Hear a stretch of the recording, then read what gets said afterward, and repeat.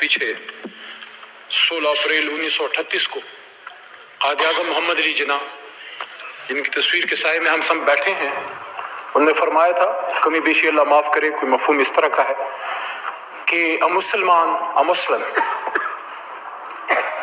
is not born to give up. If he is forced to be enslaved, he'll become Babur. He'll emerge as Sultan Tipu. He'll happily embrace martyrdom, but he'll not accept slavery. اور مجھے اس بات پہ فخر ہے، خوشی ہے کہ میں جس آدمی کے ساتھ کھڑا ہوں جس کا نام عمران خان ہے، اس نے حکومت قربان کی ہے لیکن اس نے غلامی قبول نہیں کی۔ یہاں آج آپ کے چہروں پہ خوشی ہے، اللہ آپ کو خوش رکھے۔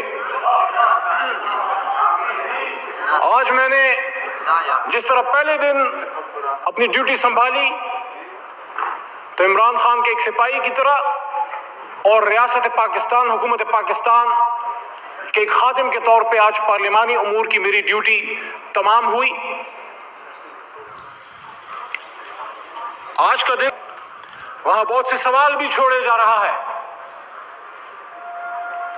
میں نے آج ایوان میں محترم مولانا فضل الرحمان صاحب کو بھی دیکھا، بعثت پارلیمانی امور کے وزیر کو، میں ان کو ویلکم کرتا ہوں۔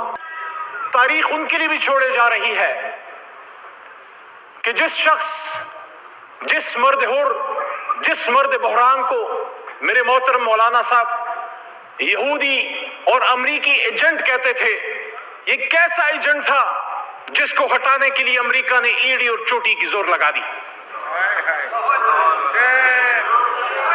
میرے ہاتھ میں قلم ہے، میرے ذہن میں اجالا، میرے ہاتھ میں قلم ہے، میرے ذہن میں اجالا، مجھے کیا مٹا سکے گا تو ظلمتوں کا پالا، میں طلوع ہو رہا ہوں تو غروب ہونے والا، عارضی ناکامی شکست کا متبادل نہیں۔ ہم سب مسلمان ہیں اور ہماری تاریخ بھری پڑی ہے۔ میں کسی کی طرف کوئی تشبیہ نہیں دینا چاہتا کیونکہ ہم نے یہاں، میرا یہ 9واں سال ہے اس پارلیمان میں، لیکن یاد رکھیے میری بات،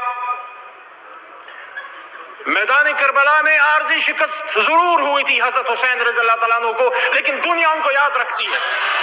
please no cross talk, please no ہم کراس سب ٹاک، نے حضرت امام حسین رضی اللہ تعالیٰ عنہ کے نقش ہر ایک قدم کو پر حق ہے چلنا بات ہے، کرنے کا، پلیز۔ اور آپ برداشت کیجئے، میں آپ کے نعرے، آپ کی ہوٹنگ، آپ کی خوشیاں برداشت کی ہیں میں نے،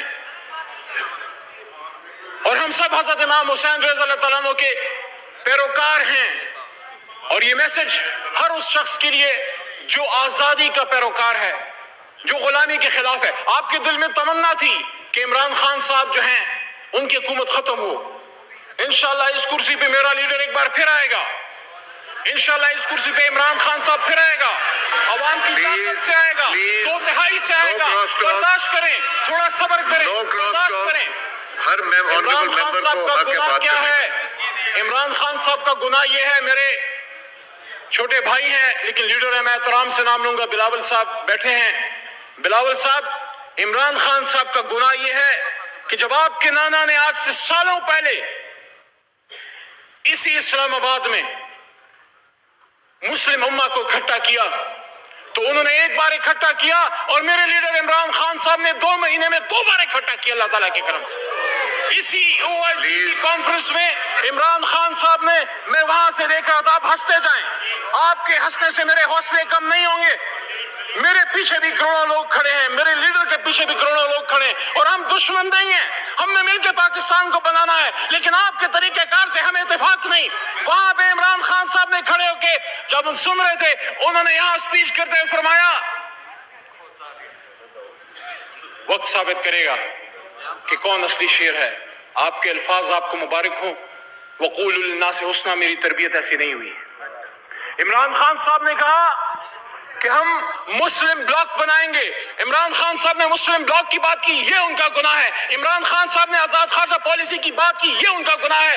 میں تو اکثر یہ کہتا ہوں کہ روس صرف بہانہ ہے، جناب چیئرمین صاحب، محترم ایاز صادق صاحب، کہ روس صرف بہانہ ہے، عمران خان نشانہ ہے۔ عمران خان کا گناہ یہ ہے وزیر اعظم پاکستان ہوتے ہوئے ختم نبوت کی بات کی، اسلام امہ کی بات کی، مدینہ کی ریاست کی بات کی۔ عمران خان کا گناہ یہ ہے کہ اس نے سامراج کے سامنے کھڑے ہو کے یہ بات کی کہ ایبسولوٹلی ناٹ۔